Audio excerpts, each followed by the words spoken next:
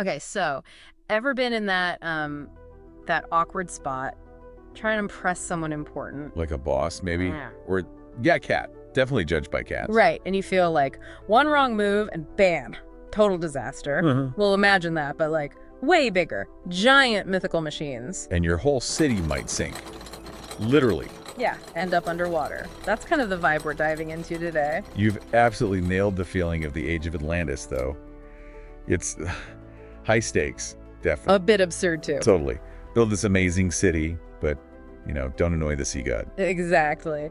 So welcome, everyone. This is our deep dive into the Age of Atlantis. It's a competitive game, engine building, 1 to 4 players. With Daniel Aronson and Nick Tompkins. Right, and today we're going to try and figure out how you, as a leader of a noble house in Atlantis, can actually win without, well, getting Poseidon really mad. Think like a city builder game mixed with mythology. Yeah, like Cities, Skylines meets Clash of the Titans with maybe a side of Panic. Yeah, that's pretty close. And Atlantis here isn't just some ruins, it's advanced. They've got tech, powered by Orichalcum. Orichalcum, right. Sounds powerful. It is. And they build these huge machines, the myths, which are just awesome. Okay, so as a house leader, what's the job description? Well, you're growing your population, researching new tech, dealing with other cultures, defending the city from threats, and yeah, keeping Poseidon happy. That's key. Avoid the flood. Avoid the flood. Got it. So the mechanics. It's engine building. Yep. Engine building through tech research and putting up buildings. Also worker placement, classic stuff there. Okay. Resource management, naturally. Yep. Wood or fish. You need those. Fish. Interesting. Yeah. And then there's controlling those giant myth machines. That's pretty unique. How long does it all take? Games played over 3 ages. Winner is the one with the most political power at the end. Takes about, maybe 125 minutes-ish. So a solid evening game, ages 14 plus. Right. And we've got the rulebook here, so we're digging into the official details. Cool. So it feels like it mixes some familiar ideas like civ building with these unique twists. Absolutely. The myths are a big one. And that constant pressure from Poseidon, it changes how you play. Yeah. It's not just about your own engine. You have to watch the divine mood swings. Pretty much. Yeah. It creates this really cool tension. Okay, so our mission today, unpack this thing. See how it flows, what makes it tick. Give people a feel for the game, those key choices. Exactly. Maybe spark that aha moment. By the end, you should know if running a house in Atlantis sounds like your kind of stressful fun. So if someone is interested, where do they even start with the rules? Looks like a lot going on. Good question. The designers actually give some tips in the rule book. Oh, yeah. Yeah, they say start with the game principles, Yeah. get the basics down, then look at your player go diagram, know your dashboard. Okay, that makes sense. And for a first game, maybe try the express variant. It's in the scenario book, apparently shorter. Oh, nice. The tutorial mode, basic. Kind of. And then just keep the phases of play section handy as you go. They also mention the strategy guides for newbies. That sounds like a smart way to learn. Avoid getting totally swamped by rules up front. The express variant is a great touch. Definitely. And swamped is a good word when you see the components. Seriously, there's a ton of stuff. Like what? Okay, wooden pieces in 4-player colors. Town halls, outposts, temples, mills, a monument, tavern, capital, factory. Wow, okay. Yeah. A lot of building types. Yep. Plus 28 workers, resource trackers, and get this, 130 cubes. 130. What are they all for? Tracking things? Lots of things. Favor, power, resource, achievements maybe? Sounds detailed. What else? There's an age tracker, house trackers, the main game board obviously.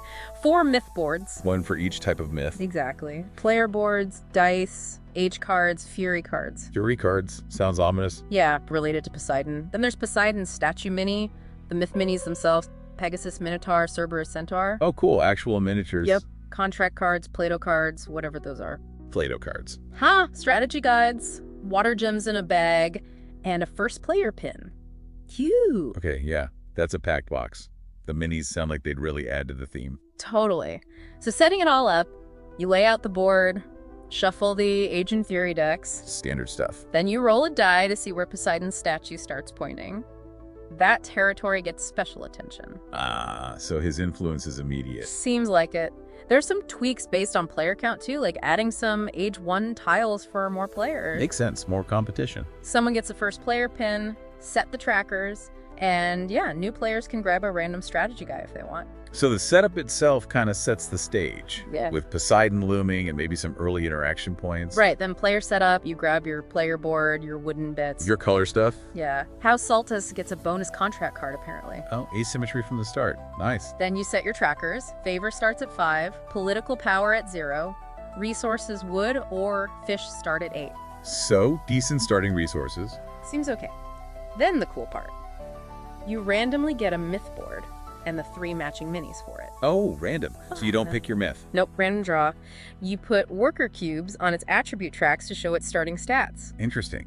As replayability. Then you get your 7 workers, set their morale to 1, 4 go near your resources, ready to deploy, 3 start on your myth board. Okay, so you've got your house, your unique myth, some workers ready to go, ready for age 1. Pretty much. Now, those game principles they mentioned, the game plays out over 3 ages. Right, you said that. How do you advance? You unlock the next age by completing achievements as a group. Yeah. Milestones. Shared goal element. Sort of. As you advance, you get better tech, but also tougher enemies, more of them too. Classic progression. More power, more problems. Exactly. And the winner, again, is most political power after age 3. And you get that power how? Researching tech gives points. Certain actions have a VP icon on them. Little bonuses along the way? Yep. And then a big chunk at the end based on your favor track position. So keeping Poseidon happy really matters for scoring too. Seems critical. It's not just about avoiding floods. It's a tightrope walk. Push your house, get tech, but watch that favor. Makes sense. What about the board itself? It shows Atlantis and the outskirts, 8 territories north, south, east, west, and the corners. Okay. Each territory has city spaces, white outlines, and outskirt spaces. And resources. 3 districts. Fishing is east, southeast, south. Mining for Orichalcum is north, northeast. Wood is southeast, southwest, west. So territory control matters for resources. Where you place your workers is going to be key. Absolutely. And that favor track, it's Poseidon's mood meter. You can do an action to make offerings, gain favor. Good to know. Let it drop too low, you hit the Poseidon's fury space. Bad news. Sounds bad. Constant pressures, like you said. Can't ignore the gods. Nope. Then your workers. They start as peasants. Okay. Peasants can only go on city spaces. Limited range. How they get better? You can upgrade them to Atlanteans at Poseidon's statue. That's an action there. Atlanteans. They're better how? They have a sword icon, strength 2. They can go anywhere, city or outskirts. And only Atlanteans can operate the myths and fight enemies. Okay. So upgrading is pretty essential for interacting with the whole board and the combat. Big step up. Seems like it. And Poseidon's statue, it doesn't just do upgrades. Each round, it faces a territory. That's the blessed territory. The one you mentioned during setup. Yeah. If you place a worker there, you get 2 free actions instead of 1. Big bonus. Oh, wow. So you really want to time your placements for those blessed spots. Definitely adds a dynamic element. The statue space itself has other special actions too. Okay. What about tech? You mentioned researching. Right. You spend resources at buildings, any building, even opponents, to research techs. Oh, you can use their buildings? Cool. Yeah, for research at least. And once you get a tech, it's permanent. Game-long effect, even if the building gets washed away. Huh. So knowledge survives the flood. Good. That encourages long-term investment. Totally. Okay, but it's not all building and researching. There are enemy cards. The threats. Right. They show up on the edges. The number facing the city is their hit points. Some are bosses with special abilities. Nasty stuff. When you attack and do damage, you rotate the card to track health. Defeat one, you keep the card. Maybe for points later, or something else. So combat is direct. You have to decide whether to build your economy or send Atlanteans to fight. Tough choices, especially with bosses. Yeah. And there are also action cards that pop up. More cards. Yep. Place a worker on a space with an action card, you get that action plus your normal one. Bonus actions. Nice. But they're temporary. If they move inward onto a building or city wall space, poof, they're discarded. Fleeting opportunities. Gotta grab them quick. Adds a bit of risk-reward. Definitely. Okay, so that's the landscape. How does around a year actually play out? 10 phases. 10 phases. Sounds like a lot, but probably flows once you know it. Hope so. Phase 1. Take turns. This is the main event. Players place 1 worker per turn on the board. Can't share spaces. Right. Peasants in the city, Atlanteans anywhere. Place in the blessed territory. 2 free actions. Otherwise, 1. And you can push them for more actions. Yes, by lowering their morale. Then you can take extra actions. This goes round robin until everyone passes. Okay, so placing workers, deciding actions, managing morale. That's the core puzzle each round. Maximize efficiency. Seems like it. Phase 2, Atlantean charity. Workers come back from the board to your myth board, keeping their morale. Okay, they reset. And players not leading in political power get +1 morale for 1 worker. Ah, a little catch-up mechanic. Keeps it tight. Nice. Phase 3, morale status. Here's the payback. For each worker at 0 morale. The exhausted ones. Yeah. You lose 1 favor with Poseidon per worker. Ouch. So pushing too hard definitely bites you back with the big guy? Balances things? Phase 4, achievement pause. Check if achievements for the current age are completed. By the group effort. Right. Whoever finishes it, places a cube, gets the VPs listed. And enough completed achievements trigger the next stage. So these are like shared objectives that push the game state forward, gives direction. Phase 5, rest workers. Any workers still on your myth board, the ones you didn't deploy, gain +1 morale, up to max 2. Let them recover. Good! Need rested workers for next round. Managing that rotation seems key. Phase 6, military advance. This sounds bad. Enemy and action cards on the outer edge move 1 space inward. Closing in on the city. Yep. If a card hits a city space, any action cards there get discarded, ending cards stack up. Concentrated trouble. Worse, if an enemy card lands on a city space or a building space, the whole territory floods. Whoa, floods. What happens then? Everyone loses 3 favor. Yeah. Ouch. Buildings and myths in that territory go back to their owner supply. Oh man, that's brutal. Losing infrastructure in your myth. Big setback. Yeah. Techs are safe though, but all cards in the flooded territory are discarded. Gone. Wow. Okay. Definitely need to deal with enemies before they get that far. Huge incentive. You bet. Phase 7, Poseidon's Fury. If your favor tracker is on the bottom space, The Fury space. you pay the price. Lose 10 VPs. Take a Fury card. Yeah. This stops you placing workers in blessed territories. No bonus actions for you. That really hurts. And your favor resets to 1. If you already had a Fury card but aren't on the space anymore, you can discard it. Man, that's harsh. 10 VPs, handicap placement. Really got to watch that favor level. Phase 8. Yeah. Change blessing. Roll the direction die again for the statue. New blessed territory next year. And re-roll if it's the same. Yep. Keeps it moving. So the strategic focus shifts each round. Can't get complacent. Phase 9. Place new cards. Draw new age cards based on the current age. Place them on outer spaces in a territory rolled by dice. So new threats and opportunities keep appearing. Right. Try to avoid spaces already occupied. If the deck runs out, no new cards. Keeps the board evolving, prevents stagnation. And finally, Phase 10. Change first player, pass the pin clockwise, start the next year. Okay, so that 10-phase cycle drives everything. Worker placement, consequences, advancement, new challenges, detailed but logical. Exactly. And after you do that through Age 3, it's endgame time. Final scoring. Tally up all political power earned, plus endgame bonuses based on your final favor track spot. The favor bonus comes back again. Big time. It includes points for achievement cubes, house bonuses, defeated enemies, researched techs, all scaled by favor. So favor is crucial throughout and at the very end. Yeah. Really ties the theme together. Most power wins. Yeah. Tiebreakers are most favor, then most resources. Still tied. Play again. Huh, fair enough. Okay, what about those myths?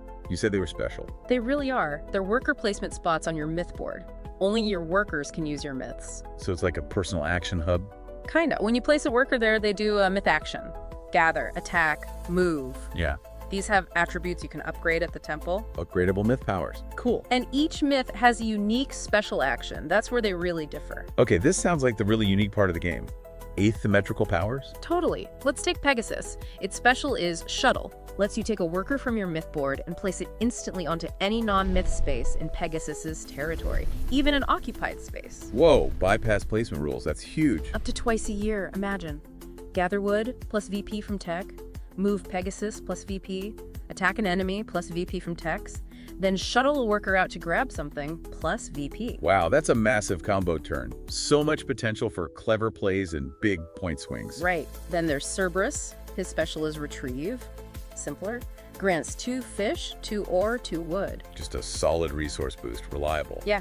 And his gather might be like 7 wood, a real workhorse. Sometimes consistency is exactly what you need to fuel your engine. Then the Minotaur. His special is Rage. Deals 2 damage to every enemy in his territory. Area attack, nice for clearing out clusters of enemies. Yeah, and his basic attack attribute might be 4 damage. Hits hard. Very offensive myth. And finally, the centaur. Special is glory. Increases morale of all other workers in his territory by 2. Oh, a support myth. Helps you push workers harder without the favor penalty. Very interesting tactical niche. Yeah, it lets you manage morale locally. Super useful. Okay, those myths sound fantastic. Really shape how each player approaches the game. Definitely. Now, just a few quick FAQ things from the rulebook to clear up common questions. Okay, shoot. Can you use other players' buildings? Yes, for their standard actions, but not their special house-specific building actions. Got it. Makes sense. Can't build on spaces with cards. Gotta clear them first. Right. Important placement restriction. Achievement VPs are scored only at the end of the achievement pause phase. Can't use the mid phase to trigger another one. Okay, timing matters. And you can only complete achievements for the current age. No going back or skipping ahead. Keeps progression linear. Lastly, moving a myth into a blessed territory doesn't give the worker on it the blessing bonus. Only placing directly does. Ah, good clarification. The blessing is about the initial placement action. Exactly. These little rules details seem important for playing correctly. Knowing them gives you an edge. For sure. Those nuances can make or break a strategy. So wrapping up our deep dive on the Age of Atlantis, what we've seen is this really compelling mix, right? Civ building, worker placement. Resource management, those cool myth battles. Yeah, and all under this constant pressure from Poseidon, balancing your ambition with, not getting flooded. It manages to feel both grand and detailed, I think. It asks a lot of the player, strategically, but seems super rewarding. Building something while the waves are potentially crashing down. Yeah. The rulebook doesn't give a score, obviously, but looking at the components, the mechanics, it feels like a deep, rewarding game for people who like strategy and theme. If you like engine builders, worker placement, mythology, this seems like a strong contender. Maybe games with Civ development, resource challenges too. Definitely fits that mold. Well, hopefully this dive gave everyone a good map to navigate Atlantis. Just maybe don't boast too loudly near the game board. You never know who's listening. Good advice. Keep the sea god happy, or at least not actively angry. So, the big question we leave you with. If you were leading a house in Atlantis, staring down gods and monsters, what crazy strategies would you try to rule the city before the tide comes in?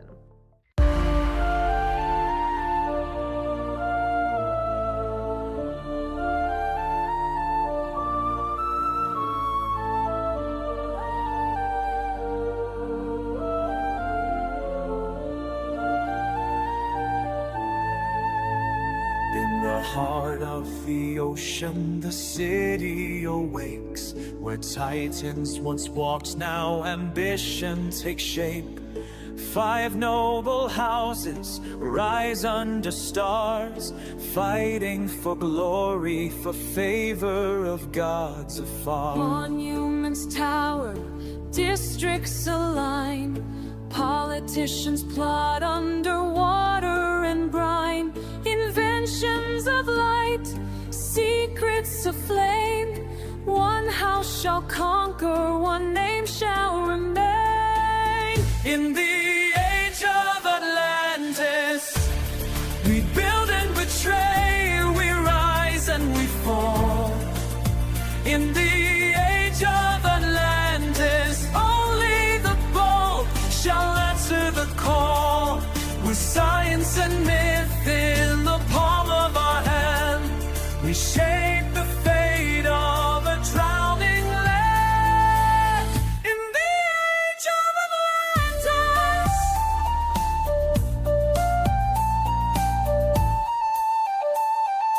Acolytes whisper of God's divine will, but power flows where the cities distill. Place your workers, wage your campaign, steal the sun or master the rain. Hephaestus watches, Athena debates, as temples are built and loyalty sways. The eye of the gods sees all we do.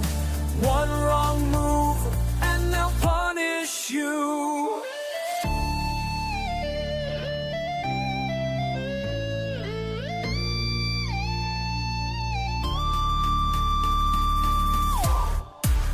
In the age of Atlantis, machines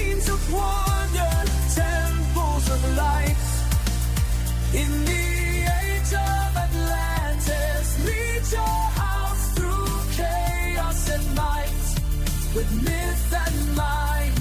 In perfect dance will your name echo.